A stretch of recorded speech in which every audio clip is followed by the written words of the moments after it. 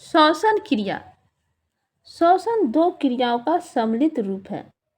मतलब इसमें दो प्रकार की क्रिया होती है। एक ऐसी क्रिया होती है जिसमें हम सांस लेते हैं, ऑक्सीजन अंदर जाती है, हमारे शरीर में जाती है, और दूसरी प्रक्रिया वह है जिसमें कार्बन डाइऑक्साइड हमारे शरीर से बाहर निकलती है। तो इसलिए श्वसन जो है दो क्रियाओं का सम्मिलित रूप है। मतलब एक साथ होती है दो प्रक्रिया। जब हम सांस लेते हैं तो एक साथ दो प्रक्रिया, एक में जो है ऑक्सीजन हमारे शरीर में प्रवेश करती है जब हम सांस लेते हैं, और जब हम सांस छोड़ते हैं तो कार्बन डाइऑक्साइड जो है फेफड़े के माध्यम से बाहर निकलती है। इसलिए श्वसन दो क्रियाओं का सम्मिलित रूप है।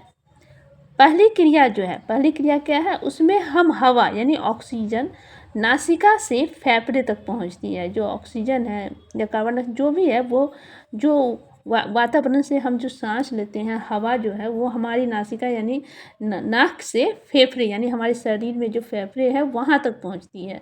जब हम सांस लेते हैं तो हवा फेफड़े तक पहुँचती है, नाक के द्वारा फेफड़े तक पहुँचती है, जहाँ इसका जो ऑक्सीजन है, इस हवा में जो ऑक्सीजन है वो फेफड़े के दीवार में, फेफड़े हमारे शरीर में जो फेफड़े है उसके दीवार में स्थित रक्त होती है, इस रक्त कोशिका के रक्त में चला जाता है। फेफड़े में रक्त होती है, रक्त में जो सेल है, रक्त की जो सेल है उस कोशिकाओं के रक्त में चला जाता है। सेल के प्रत्येक रक्त के जितने सेल है उसमें ऑक्सीजन चला जाता है। तो इस क्रिया को हम क्या कहेंगे, इस क्रिया को कहेंगे प्रश्वास। मतलब जो हमने सांस लिया इस प्रक्रिया को हम कहें प्रश्वास।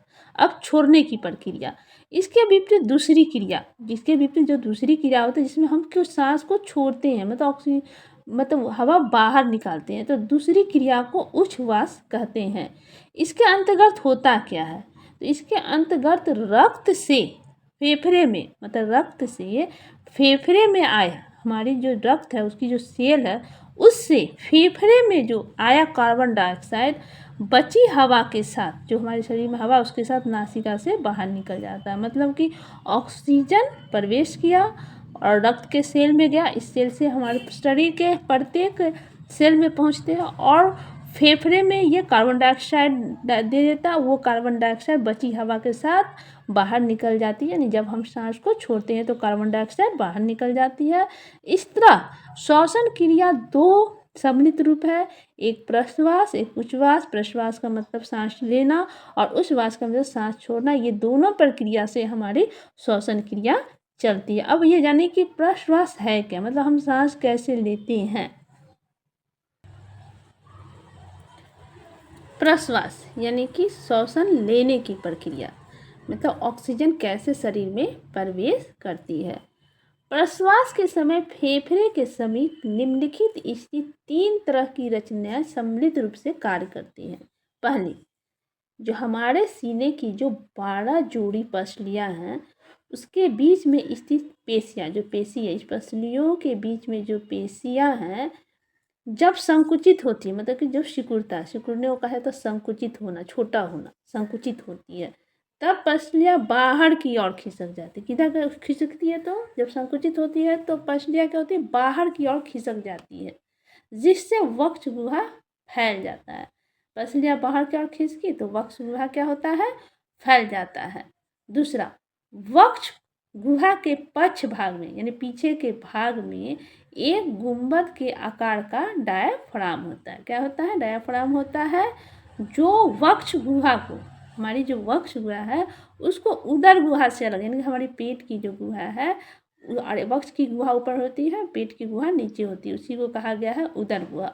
तो वक्ष गुहा को उदर गुहा से अलग करता है, कौन करता है, तो वह है डायाफ्राम, जो कि गुंबद के आकार के होती है। यहाँ पर डायाफ्राम का आपका तस्वीर भी है, ये है डायाफ्राम। ये हुआ वक्ष गुहा, जो कि उदर गुहा से, अगर वक्ष गुहा को उदर गुहा से अलग कौन करता है, तो यही डायाफ्राम करता है।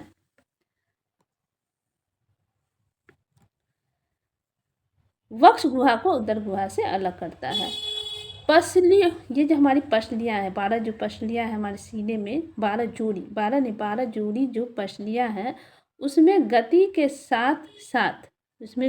साथ साथ डायफ्राम की पेशियाँ में भी संकुचन होता है। जो अभी डायफ्राम दिए उसमें संकुचन, उसमें गति होती है तो इसमें संकुचन यानी कि छोटा होता है, जिससे डायफ्राम कुछ नीचे दबकर चपटा हो जाता है। वो नीचे की तरफ दब जाती है और चपटा हो जाती है। इससे वक्ष गुहा की आयतन बढ़ जाती है।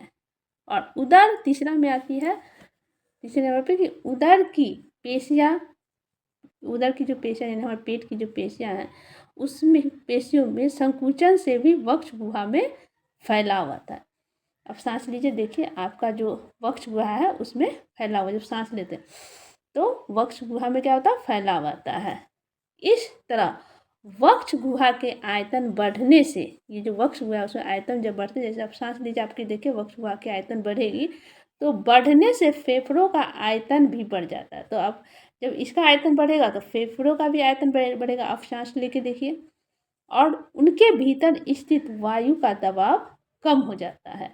इससे बाहर से हवा कहाँ चली जाती है, तो फेफड़े में जाती है, जिसे हम प्रश्वास करते हैं। तो इस प्रक्रिया के द्वारा जो है ऑक्सीजन हमारे शरीर में प्रवेश कर जाती है। अब हम जानेंगे कि ये जो कार्बन डाइऑक्साइड है वो बाहर कैसे जाती, कैसे निकलती है, यह हम अगले वीडियो में जानेंगे।